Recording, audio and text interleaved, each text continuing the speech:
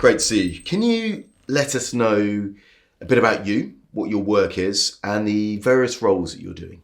Here at Imperial, I'm a senior research fellow in the Grantham Institute. And there my research is all about the future power system, how we get to net zero, also how the rules of that system change and how you create the space for business model innovation. And I'm also really interested in the relationship of people and energy going forwards in the future. Outside of Imperial, I'm a non-exec director of a renewable energy developer, Public Power Solutions, based up in Swindon. That's developing solar power plants, it's developing large-scale batteries, it's also developing electric vehicle infrastructure. And then finally, I run my own company, Sustainable Energy Futures. It's an energy consultancy. It's helping clients around the world think about all of these future changes that are going to happen and what that means for the way in which they do business, for their culture, and how things might need to change going forwards. So very much the interface of technology, people, legislation, government, where all those things combine. What do you think are the barriers to achieving clean energy and smart grids? Is it government legacy? Is it because there's already lots of infrastructure in place that would be expensive to redevelop? What are the things stopping that change happening? Yeah, well, I think we can look at the positives at the moment. So in the UK, in America, in places like Australia, things are progressing quite quickly in smart grids. What that generally means is the technologies are all there, in the most part. It's implementing those technologies, putting a new infrastructure on top of established grids, a new digital infrastructure. That's part of the challenge. But actually, a lot of the challenge is around both how incumbents act, what they're used to doing. So a lot of network companies, for example, are very used to building new assets, having that go into their regulated asset base, taking a very steady income off the top of that. What a smart grid generally means is not building stuff when you don't have to. That's the essence of a smart grid. So what that means is instead of building a new wire, a new substation or something like that, you work with your customers, those people connected to the grid, to manage. When you get collecting new demand, when you're connecting new generation, you work with those customers to manage it. You pay them so that you don't have to build new infrastructure. That's a new set of commercial relationships. Network companies traditionally don't have to talk to their customers very much. They don't necessarily understand their customers very much, but it also requires good information. It requires a lot of transparency on the state of the grid. It requires a lot of transparency on the changes that are going to happen to the grid, and it requires a lot of transparency on the value for their customers, their users, to take different sorts of actions, to moderate their demand at certain times of day so that you don't have to build new infrastructure. So we're moving away from a system where you have a large central supplier that creates a lot of physical infrastructure and then pushes it down to the customer base, to something where you have a lot more of a feedback system and a lot more of an engagement. What are the other underappreciated things about smart grids? It changes this relationship, it changes what electricity costs at different times. But what other things does the development of a smart grid do? Yeah, well, I think actually your point about changing the cost of electricity at different times is one of the things that it really does create a lot of opportunity for innovation around. So from a customer point of view, being a customer of a smart grid or even a smart energy system could feel a lot more complicated in the future. In your homes, in your businesses, if the price of electricity is changing throughout the day, that could be trying to tell you to go around turning things on and off in response to this price signal. However, the business model opportunity is for businesses to come in and take away that complexity from the end users. We know that households aren't terribly engaged with energy. The same is true of small businesses and even some of the larger businesses. So if a business can come in and provide you with a tariff, an energy service that basically says, I can guarantee you a price for your electricity, if you cede some control of some devices in your home to me on your terms, I will control those devices. So for example, it might be when I charge an electric vehicle, it might be when I run the heating system at certain times of day, not to lose temperature, but to avoid high prices. So you might heat up a little bit in advance of that, for example, so you stay at a comfortable temperature. Those kind of things, that's where automation and data really come into it. So in other words, the company is reaching down into people's homes, not affecting the quality of energy services, but making sure that they are avoiding high prices. So they get really steady bills, good service, all of those kind of things that good companies are trying to do at the moment as we get into this kind of digital age. We've seen recently massive rises in the price of electricity and gas, and that's having a big knock-on effect on people's bills. How are smart grids different to what we have now? If you were to explain it to the normal consumer or business, how would they understand them? Yeah, so I think the real motivation for smart grids is where we're going to be soon in terms of the way in which energy is generated in this country and lots of other countries around the world. So one of the reactions to high prices is to make this zero carbon transition much faster. And what that means in practice is getting renewable electricity. In the UK, for example, lots and lots of offshore wind and other renewables deployed as fast as possible, faster than we had in mind before the price crisis, before the war in Ukraine. Now, if you accelerate that, what you're doing is guaranteeing that the availability of energy is going to vary more than it was today. Because the wind blows when it blows, the sun shines when it shines, and when it doesn't, that's when prices could be quite expensive. So what that means is that's the incentive for smart grids. And it's twofold. So one is we're going to have to connect a lot of stuff to the grid really quickly. If we can avoid building more infrastructure, then we can do it faster. The second is there's going to be spiky prices because it's going to be cheap when the wind is blowing. It's going to be expensive when it isn't. Therefore, you want customers, the demand side of the system, to follow the available energy. That's the heart of a smart grid.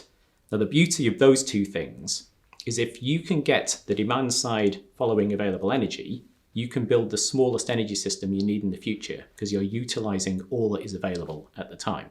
That's actually what a smart grid is. It's building the smallest and most efficient energy system that we need to meet our energy needs in the future, particularly when those energy needs are coming from renewables.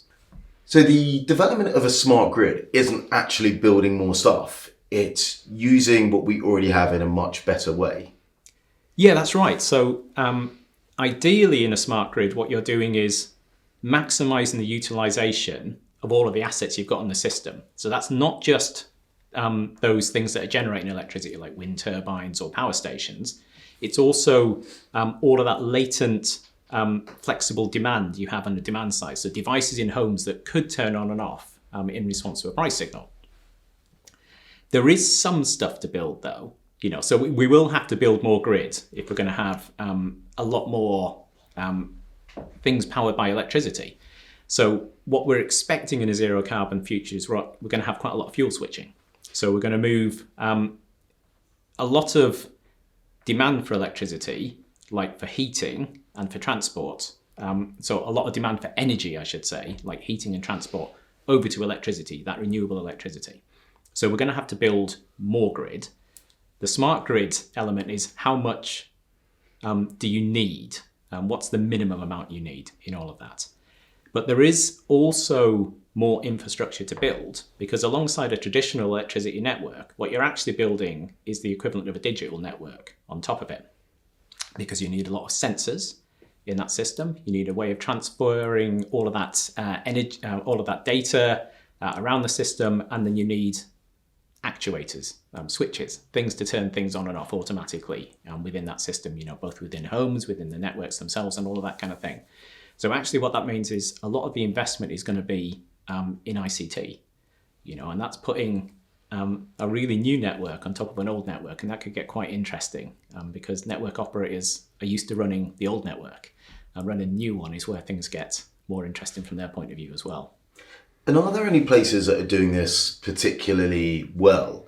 For example, is it easier to implement this when building whole new suburbs, or are there other countries that are refurbishing and layering over the smart grid system on what they already have? So actually in countries like the UK and across Europe and in the USA and places like Australia, those are where a lot of the the innovation in smart grids is happening, because they're hitting some of these issues that require you to need a smart grid. However, nobody's there yet. Nobody's got the full kind of smart grid. Examples where it's becoming more natural is in countries which are also going through an electrification campaign. So there's lots of countries around the world. There's something like 2 billion people who are still not connected to an electricity grid. In a lot of those places, what you're getting instead is a mini grid first. Mini grids, typically solar plus battery for a village, a community, something like that.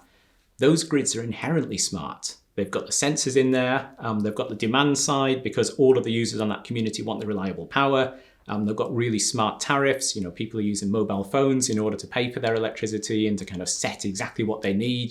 So I just want to charge mobile phones. I want to use TV. I want lighting in the evening for education. So actually, a lot of the lessons in smart grids are being demonstrated in those mini grids first. So there is some leapfrogging potentially going on here, whereby you might not need the same sort of infrastructure in the future when you join up these communities together. So is that a similar system to what we've seen with telephone technology? In some places where there hadn't been legacy infrastructure and telephone lines, they've gone straight to mobile phone networks, 5G. And is a similar sort of thing happening in electricity, that actually where there isn't that incumbent position and there isn't legacy infrastructure, it naturally evolves into a smart grid? I think so. And probably the most interesting thing about that is the behavior of the users in the system, because it's very natural to be extremely aware of sun shining, state of the battery in your community, because there is, you're all in it together. Everyone wants reliable power in that place. So, you're very used to being energy aware. You're very used to the behaviors you need to have as an end user to maximize the availability of those energy services for everyone in the community. So it's that kind of side of things. Yes, all of the other stuff's important.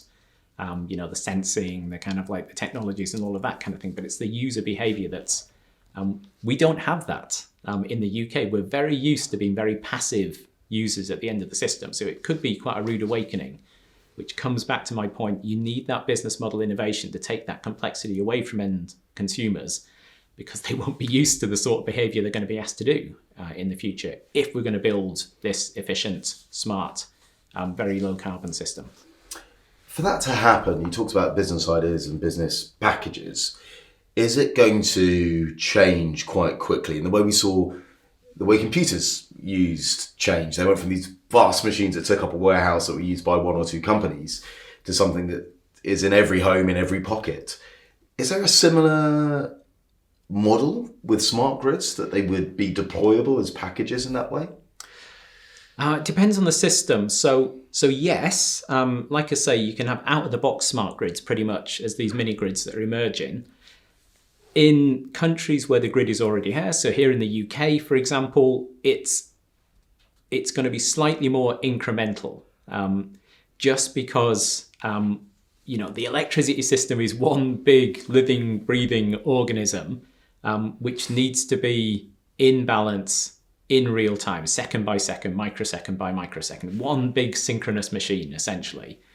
So there's a very slowly and safely kind of like attitude towards change here.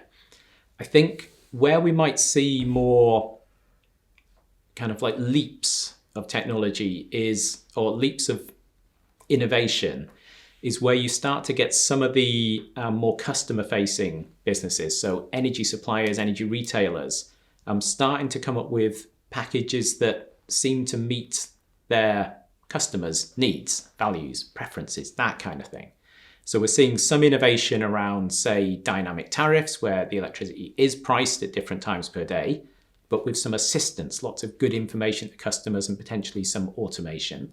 We're also seeing that with electric vehicle tariffs, tariffs that really reward you if you charge over the middle of the night, for example. And we're seeing it with some other sorts of innovations, like devices that start to give the energy supplier real-time information from smart meters in homes, for example. Instead of like every 30 minutes, you get second-by-second data. And that enables potentially the supplier to start helping you as a customer access value of balancing the whole electricity system on a second by second basis. So you could be playing a role in stabilizing the entire system and getting paid for it. It's not quite there yet, but that's what I think that innovation starts to bring. It brings all participants to an active role in the system if they choose to be. So how hard is it to get these ideas into reality and implemented? We understand the theories well, we understand the implications of not moving to a zero carbon future and not managing our energy consumption properly. How do you overcome the resistance of people who try and delay implementation through evidence demand? Yeah, so I mean, that is a big question. So I think there is a reason why there's quite a lot of inertia, why change is slow in the system. And, particularly in energy, it's because it's an essential service. People do die if they do not have access to electricity or they have access to too much very suddenly. But there are also rules, contractual obligations, technical reasons, security reasons, all of these kind of things. So it all gets a bit snarly in terms of progress. However, I think the case for change has been made very well. We have a really clear zero carbon strategy in the UK. We know that energy itself is responsible for 80% of UK carbon emissions. So it is the major part of any solution. What we maybe lack a little bit in the industry is the ability to see business as usual against other ways of doing things. And I think that's where techniques like foresighting and futures work really play a role. So what that means is being able to hold up a mirror to where business as usual is causing kind of like real inertia, problems, restricting innovation, all of that kind of thing. So we've done lots of work, for example, at Imperial College and together with Leeds University on things like understanding where value is available to, say, new utilities, electricity utilities in the future. It's a project called Utility 2050. What it basically did was look at a bunch of scenarios that people have published. Most scenarios normally talk about how much does it cost to transform to this zero carbon energy system. We looked at it in a different way. We said how much value is available to a utility if they wanted to go and pursue some of these opportunities. So we looked at things like the value available in electric vehicle charging. We looked at the value available in deploying renewables. We looked at the value available in unlocking the demand side of the system. And then basically said, right, how would you configure your business differently if you were going to go after that value? So it putting those questions in a different way to allow execs, allow boards, allow the industry and the policymakers and the regulators to see that value is available, businesses will pursue it. Now we just need to work out what is stopping them doing so. Where does it get snarled up in rules and regulations? Where is it problematic at the moment? So that's the kind of approaches that can really help because you're holding that mirror up to the system and saying, right, this is where business as usual really slows things down. Here's where you need to get out of the way. Here's where you need to let innovation play its full role. So that's a case of rather than saying, this is something you have to do to change your business, here's rules to make you change it, saying here's a huge opportunity, what are the things stopping you? We'll start finding ways to resolve that. Yeah. And I'm a natural optimist. And I think many people are at heart. So rather than kind of like beat everyone up about kind of like, oh, here's the millions of problems we have today. It's kind of like, well, here's where we want to get to. And here's the big pot of gold at the end of the rainbow. How are we going to get there? What steps do we need to take so that value is achievable, is realistic? There's loads of techniques as well that are really useful there. There's things like theory of change, where you can kind of like look at the steps that you need to take, the kind of the actions that need to be taken in order to get to a future state of affairs. Or backcasting, you work backwards from the future. You basically say, right, here's the vision we're in, here's the place we're in, how do we get here? And you do all of those steps along the way. And that can really help policymakers, it can help businesses kind of like unlock their thinking. Everyone's concerned right at the moment, we're in a price crisis. All of the thoughts in policymaking and regulation are like, how do I get through the next 12 months, next 18 months, or maybe even next week? These techniques can say, actually what you have right now is a real opportunity for change because what it's really exposing some of the big issues in the system, wholesale markets, whatever it might be. if we want to get to zero carbon, what do we need to catalyse now in order to get there? What big decisions can we take now at a period where we need to take some big decisions? So it's those kind of opportunities as well. Never waste a crisis, as someone says, but also think about, in that future state of affairs, how are you going to build in other things that you want to make sure are true? Fairness, equality, justice, all of those other things as well. So when you're trying to create these visions and work out the steps on the way there, it sounds like quite a journey. So what are the things that you need to develop as a personal skill? How useful is it also to be connected to networks of other like-minded people? I imagine if you're just on your own, optimistically showing the vision of this future, and you're meeting people who are very resistant to it, then that can be quite tiring. So what kind of fortitude do you need to develop, and how do you develop a network to help? Yeah, well, I would definitely characterise people who are doing foresighting or futures work as frustrated optimists. We can see the sorts of changes that need to go on into the future, but you get so bogged down at the moment. So networking is crucial, because everyone's got their own favourite way of approaching this. Everyone's got their own way of framing problems and that kind of thing. So having a community around you that gives you an opportunity to also reflect on the way you do things and the approaches that you take, to see if there's other ways that they're finding with more traction, or that you can combine approaches and that kind of thing. So, for example, I've worked with some wonderful people. So Laura Sands and I have done several reports together about reshaping future regulation. Laura used to be a Conservative MP and is a real provocative futures thinker, uses completely different approaches to me. But together, it's been brilliant, working with someone, because you're almost clashing against each other and saying, oh, why do you think about the future in such a different way? And as a consequence, understanding each other, understanding the direction that we can both take together and overlapping those skills. It's just been, really eye-opening and a deeply pleasurable experience to work with just completely different people on this. It sounds like the work itself is generating new communities, and in doing so, you end up with unexpected solutions and almost rehearsing some of the challenges that you might face during implementation.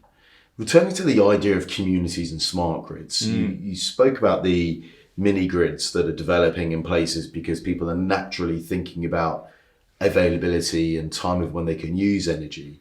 Do smart grids have the opportunity to develop virtual communities as well?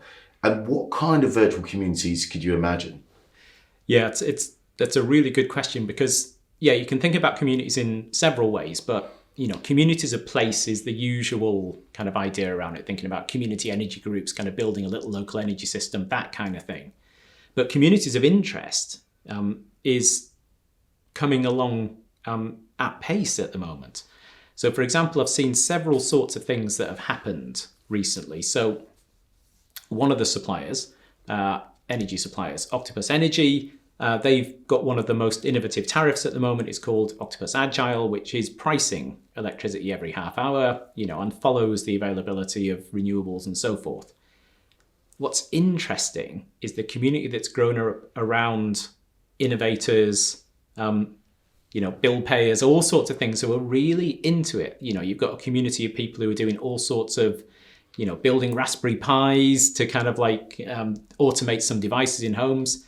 One of my friends has basically built some artwork using a Raspberry Pi and locked into Octopus Agile tariffs, which basically means the dirtier the power system, the more the lady he's presented there smokes. Those kind of things. So there's there's those kind of communities of interest. There's equal communities around, say, electric vehicles, and charging infrastructure, agile tariffs, all of that kind of thing. It's a vibrant community, big communities around decarbonisation of heat. But you also see communities of investors, so everyone's looking for where to invest money at the moment. Well, there's a huge community of people interested in investing, not necessarily in a local energy project in their locality, but any local energy project anywhere in the UK, for example, which gives them a return on investment, but also seems to have social benefits associated with it. And then there's just a fabulous community of utter energy data geeks, lots of open monitoring, open source approaches, all of that kind of thing. It's just, So the networking power of social media, of all of the kind of like the networking platforms we have, combined with increasing amounts of data, open data available in energy, is just exploding at the moment. It's really fascinating, deeply geeky, but really, really fascinating. So it sounds like, as in many other areas, you have these people at the forefront who are really invested in the idea, other people who have no interest, but these people driving the change will make it easier for these people to then eventually adopt that technology. They're the early adopters, they're pushing change, and through their work, they kind of pull the whole system along. And I find this question about energy system consumers and whether it's the classic S-curve of adoption, which would normally be kind of like early adopters, kind of like do all of the innovative things, kind of prove models, which then gets picked up by the majority, and then you get laggards at the end of it. However, energy is weird. So firstly, in the UK, for example, 50% of customers have never engaged with energy, have never switched suppliers. So completely disengaged. And actually probably about 80% of the market, maybe even 90% of the market is pretty disengaged, doesn't engage, switch suppliers, look into energy stuff most of the time, which gives you about 10% of people who are early adopters. So my question is still, do early adopters represent the rest of energy consumers at all? Or if you were doing early adopters, is there like an S-curve in early adopters, which then stops at the end of early adopters, and then there's a completely different set of energy consumers after that? So I think there's a couple of things. One is all of the research, customer research, has normally been done on early adopters because they sign up for everything. We don't really know about the other 90% of consumers. So secondly, does that mean that business model innovation should be more focused on normal energy consumers, the 90%, rather than the early adopters? So it's going to be a bit different in there. So things like electric vehicles, I think, will follow a classic adoption curve. Other things like, following a dynamic tariff or being involved in anything a bit funky in the energy market might not land at all with most consumers if it was sold to early adopters and then tried to be sold to them in the same way. So I think we need much more research and understanding about how normal energy consumers might change in the future, and how are you going to get a business model or a tariff or something like that that really works for normal people with normal lifestyles in normal homes and normal businesses compared to kind of like people who are a bit weird and geekish. So it's finding a way to make sure that those aren't excited about dynamic energy can still gain the benefits from it without having to invest time in it. And maybe those that do the dynamic energy work can get the greater benefits, but everyone has almost an automated tariff system that finds ways to manage it. Yeah, I think that's it. I think that's spot on. It's like any tariff that is going to rely on people being deeply engaged in energy is going to fall like a lead balloon. So what we're going to need is tariffs that really work for people's lifestyles, which probably means things that are really automated. Things happen in the background with customers' permissions so that they can get on with their lives, they can have stable energy costs, and they can have whatever energy services they need to meet their lifestyles, but it's not necessarily very visible. In fact, it would probably be, we would not realize the benefits of a smart grid if everyone had to react to dynamic pricing and all that kind of thing. You would stop at the end of like the geeks, I think, in that case. Would new technology help improve the excitement? Do you think it will make much of a difference? I'm thinking of things like super grids or federated energy, or these edge technologies such as collecting the sun's energy and then beaming it down to Earth. How realistic are these things? And does that change the way electricity and energy generation is perceived? So, I mean, I think there are things that get people excited, big technology plays, big announcements, that kind of thing. So if we think about, let's unpack those three actually. So super grids, the idea of a super grid is basically mixing up an interconnector with offshore wind farms and that kind of thing. So the idea came out of the fact that there's a lot of sea between us and Norway. There's some really good wind resources between there, but it's quite far away from both countries.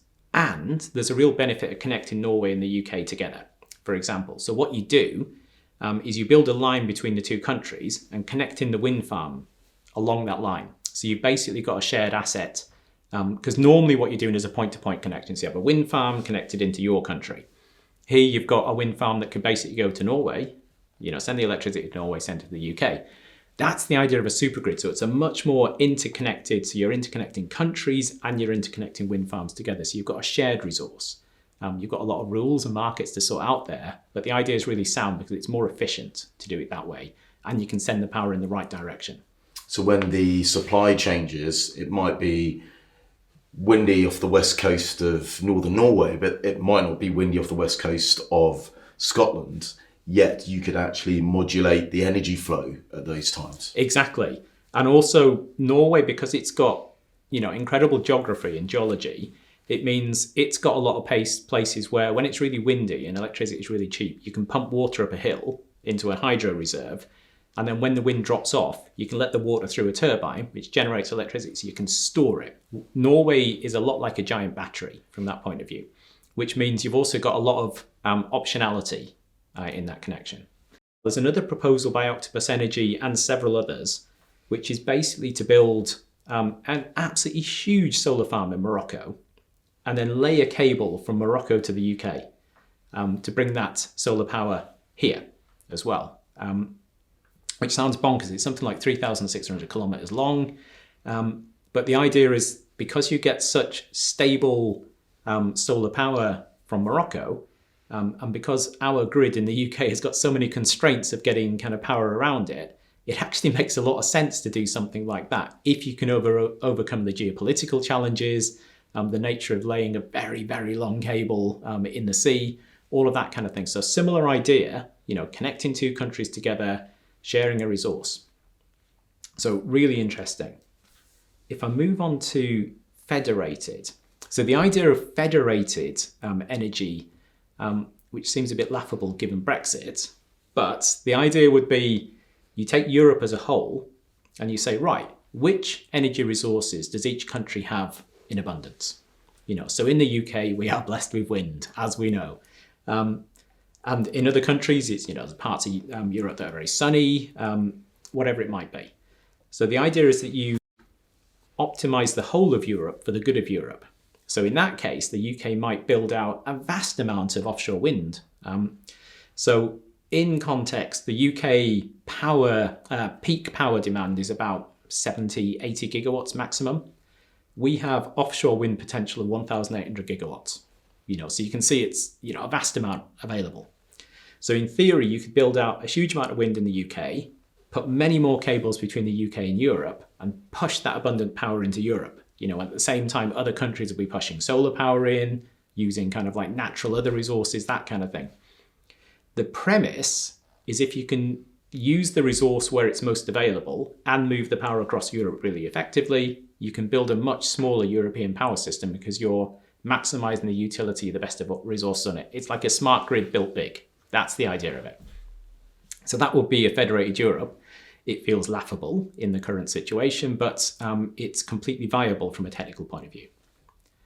And then further ideas that have been coming along, which are completely technically feasible, but a bit more wacky, is the idea of, say, things like solar power in space. So solar power in space, why would you do that? Well, firstly, you don't have an atmosphere if you put the solar panels up above the atmosphere, which means you lose less of the light coming in, which the atmosphere naturally takes out, which means your efficiency of those solar panels is much higher. How do you get it back down to Earth? It gets a bit James Bond, but basically you can beam it back down to Earth via laser or microwave into something. It's like a big collection plate called a rectenna. And you can beam it straight back down from space. So if you think GoldenEye, James Bond-wise, a little bit like that, but without the kind of like the evil supervillain, hopefully, involved. And then, it just comes back in. You can put it back into a power system at that point, so you can get it into the grid, anything like that. So the idea is that you're maximizing the solar kind of like irradiation outside of the atmosphere, bringing it back down. Costly, yes, but technically feasible. So that would be, just as you've talked about with federated energy, you're using energy from one area and pushing it to other places where that area generates a lot on that area and maybe generates another form of energy well. You're just moving that a bit further away and having that energy collection and generation in space where it might be more consistent than, for example, wind power, which changes with the weather? Yeah, exactly. So what you're doing is in return for all of that energy to get solar panels into space, your return on investment is really stable solar power. Yes, there are probably quite a few obstacles to overcome, including the geopolitics of space, I would imagine. But yeah, that's the general gist that's going on there. Final couple of questions. You talked about this possible link between Norway and the UK as an example. How viable are floating wind farms, and are there places that are developing long distance connectors to overcome the challenge of having something so far away from land? Is it reaching the level where you could connect Australia and Malaysia, say? What sort of things are going on? Yeah, it's so firstly, off floating wind turbines, completely viable. They look like they're going to be economic now, and increasingly economic in the future. A lot of the technology is just similar to what you'll have in kind of like offshore platforms, oil and gas industry and that kind of thing. So there's nothing particularly novel about it. It's just instead of fixing a wind turbine into the seabed, you moor it to something you fix on the seabed, and then you've got cables coming down to it, and it sounds like it's going to fall over, but it isn't. It's kind of like, it's just good technology. And that allows you to exploit either in countries where you don't have kind of like a shallow seabed where you could site a wind farm. It allows you to exploit offshore wind, but also, as you say, it allows you to go deeper. And typically speaking, the deeper you go, the more consistent the wind resource is.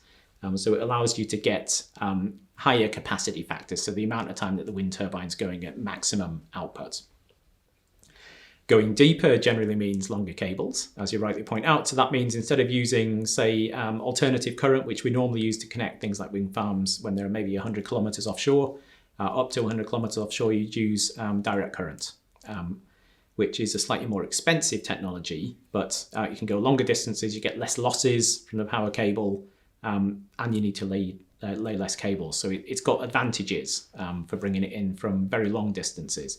So for example, so I talked about the Morocco example. That would be a cable of 3,600 kilometers from Morocco to the UK. So, that's the kind of distances that are feasible. It's a lot of metal going onto the seabed. It's a very expensive project, but if it means really stable power prices for the duration of the lifetime of that project, it might actually make sense. Jeff, well, thank you very much for that whistle-stop but quite deep and thorough tour of smart energy and the future applications of smart grids and how we can be thinking. It was also really good to hear about overcoming objections and overcoming those incumbent challenges and to think in new ways. I think that's applicable to lots of different areas of technology. So thanks very much for your time, and looking forward to seeing what comes next. Brilliant. Well, thank you. It's been fun. Cheers, Jeff.